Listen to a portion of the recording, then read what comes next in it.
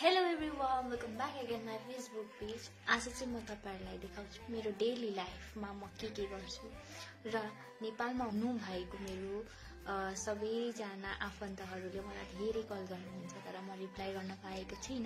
त्यसको कारण धेरै सरी। तर मेरो आजकल चाहिँ मेरो लाइफ चाहिँ अलिकति बिजी चल्दैछ। त्यसको कारण बिजी लाइफमा पनि मैले भिडियो दिन छोडेको छैन। अलरेडी इट्स 10 o'clock र 10 बजिसक्यो। मैले घरको काम सकेँ भ्याइसकेँ। अब मेरो ड्युटी जाने पालो।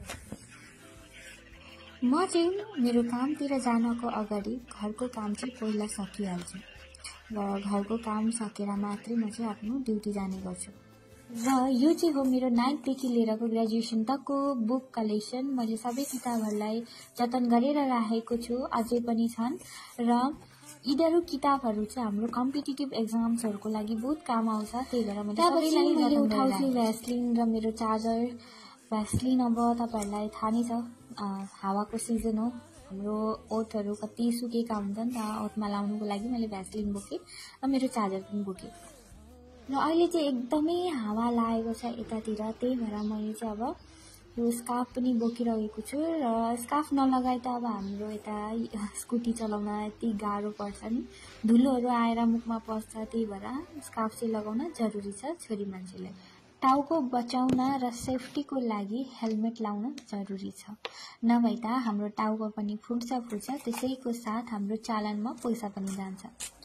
चाबी बोकेर म हिँडेँ मेरो धन्नुको तर्फ र स्टार्ट गर्दाखेरि चाहिँ मैले के जिनिस थाहा पाएँ भने यसमा त तेलै खत्तम भइसकेको रहेछ।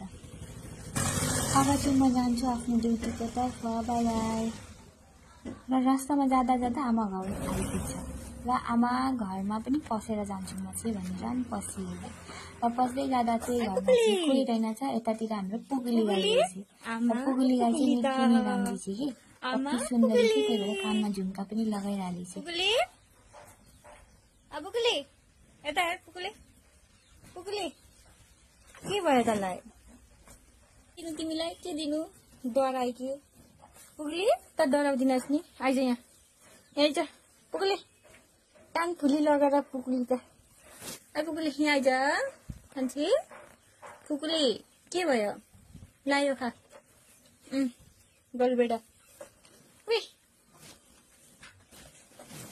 त खाने लु। एहे गोलबेडा त गयो।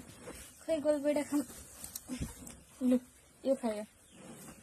खै म निकालिदिन्छु लु। छ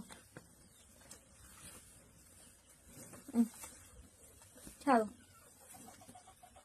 आमा घरदेखि निक्लेर म चाहिँ गएँ स्कुटीमा तेल भराउन। यहाँ चाहिँ म तेल भराउँदैछु।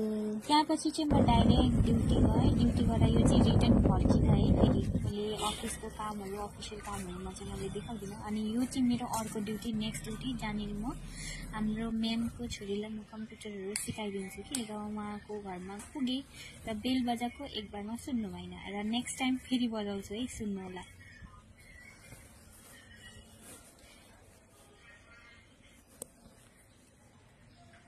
डोरबेल चाहिँ राम्रोले बज्यो कि बजेन त्यो त मलाई थाहा छैन। र यो चाहिँ फेरि पढाइसकेर निक्लेको, सिकाइसकेर निक्लेको भिडियो है, किनकि अफिसियल कामहरूमा अब देखाउनु यति के हुँदैन नि त। त्यही भएर म देखाउँदिनँ। गरिसकेर निक्लेकोहरू मात्रै देखाउँदैछु है। र अब चाहिँ म जाँदैछु मेरो घर। अब चाहिँ म फाइनली आइपुगेँ मेरो घर। र यहाँ चाहिँ अब म आइपुग्दाखेरि 3:30 ठ्याक्कै बजिरहेको थियो। र यहाँ चाहिँ हाम्रो छोटी पुच्छरमा चाहिँ मलाई हेर्दै आजको भिडियो चाहिँ यति नै है। अगर मेरो भिडियो तपाईहरुलाई मन पर्यो भने लाइक गर्नु होला, कमेन्ट पनि गरिदिनु होला। र कति दिन भयो मैले कथाहरू भनेको छैन र कथाहरूको लागि पनि तपाईहरुले कमेन्ट गर्नुपर्छ। कथा भनौँ न, पोएम भनौँ न, के भिडियो बनाऊँ, मैले केही आइडिया भेटेको छैन। त्यही भएर आजको दिन चाहिँ ब्लग नै बनाएँ। कन्टेन्ट भेटेको छैन र एउटा राम्रो कथा भेट्यो भने जरुर कथा वाचन गरेर एउटा भिडियो बनाउने छु। तबतकको लागि स्टे ट्युन। मेरो भिडियोलाई हेर्दै गर्नु होला र लाइक पनि गर्नु, शेयर पनि गर्नु होला। By by.